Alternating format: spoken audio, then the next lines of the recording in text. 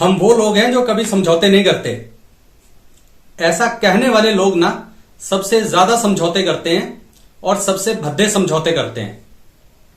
नमस्कार, मैं कमल भाटिया और चलिए आज इस खोज पे निकलते हैं कि समझौते या कंप्रोमाइजेस क्या होते हैं, कंप्रोमाइजेस क्यों जरूरी होते हैं, किन चीजों के साथ समझौते करने चाहिए, किन चीजों के साथ समझौते नहीं करने चाहिए। चलिए आज कंप्रोमाइजेस की खोज में निकलते हैं।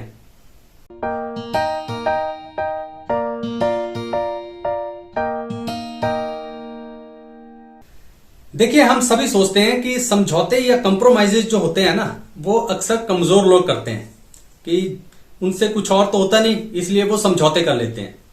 लेकिन ना आप थोड़ा ठहर कर आराम से इस विषय पर अगर सोचेंगे, विचारेंगे, तो आप पाएंगे कि समझौतों के बिना जीवन नहीं चलता है। किसी एक देश का ही एग्जाम्पल ले लीजिए। एक देश दूसरे देश से समझौते करता है इंटरनेशनल लेवल पे। कोई बहुत बड़े बिजनेसमैन है, वो समझौते करते हैं, कंप्रोमाइजेस करते हैं कि क्या काम करना है, क्या काम नहीं करना है, या कितना करना है, किसके साथ ज्वाइंट वेंचर में करना है। ये सारी चीजें कंप्रोमाइजेस ही तो हैं। कंप्रोमाइजेस जो है ना, वो कमजोर लोग नहीं करते और ये नेगेटिव नहीं होते हैं। कंप्रोमाइजेस या समझौते जो होते हैं वो ना एक ऐसा मिडिल ग्राउंड होता है, एक ऐसा एग्रीमेंट होता है जहां पर आकर दो पार्टीज या दो से ज्यादा पार्टीज मिलके काम कर सकते हैं।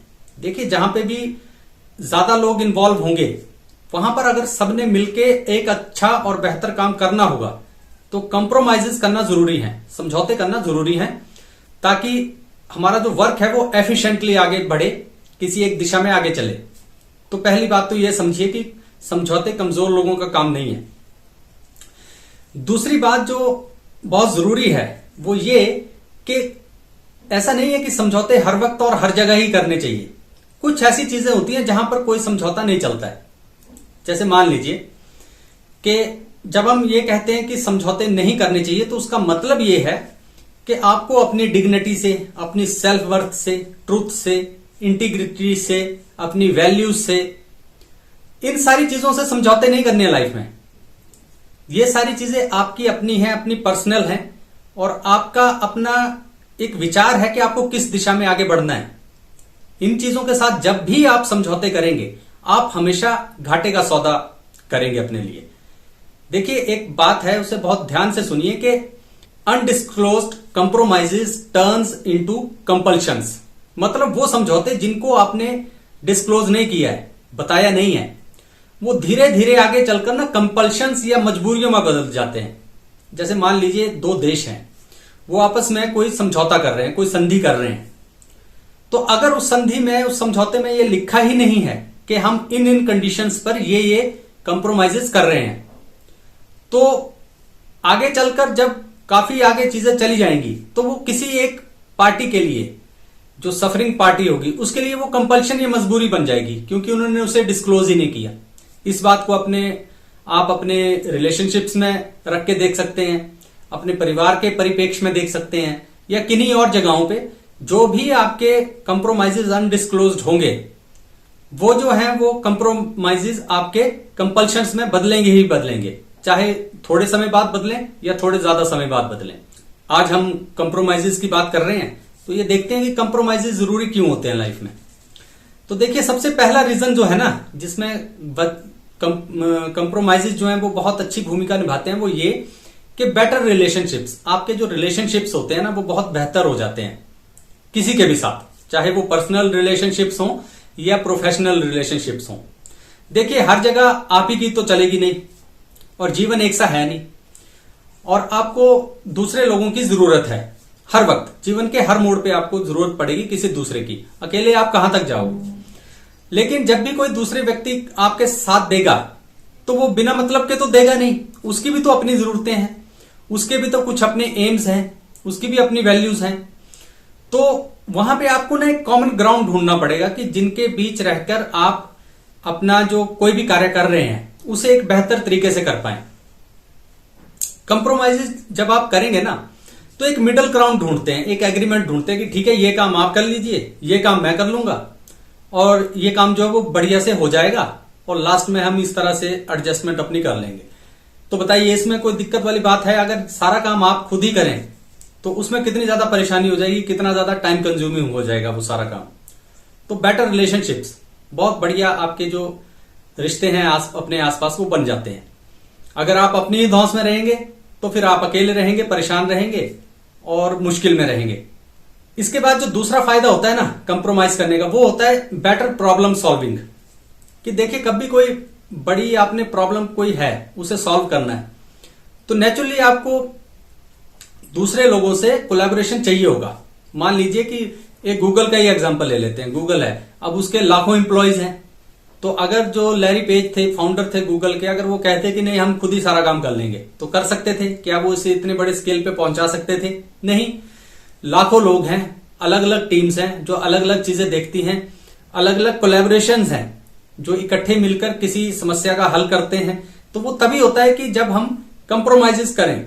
अब ये बात लैरी पेज को ही पता होगी कि उन्होंने कितने कंप्रोमाइज किए हैं, किस तरह की चीजें समझौते किए हैं अलग अलग ग्रुप से, अलग अलग लोगों से, ताकि उनका काम एफिशिएंटली चलता रहे।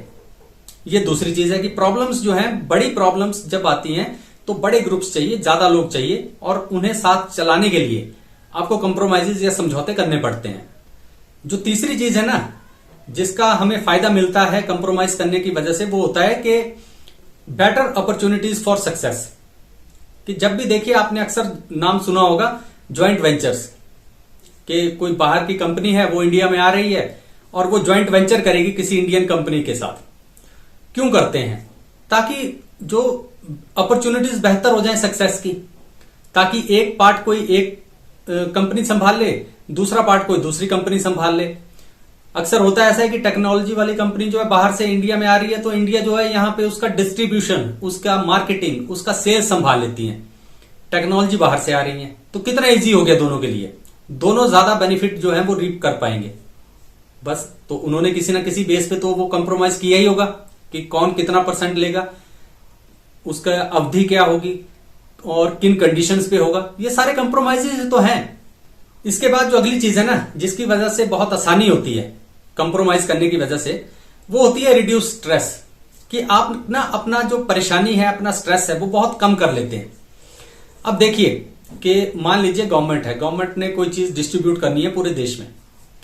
अब मानिए पूरे देश में अलग अलग स्टेट्स हैं, अलग अलग स्टेट्स में अलग अलग लोगों की अलग अलग जरूरतें हैं।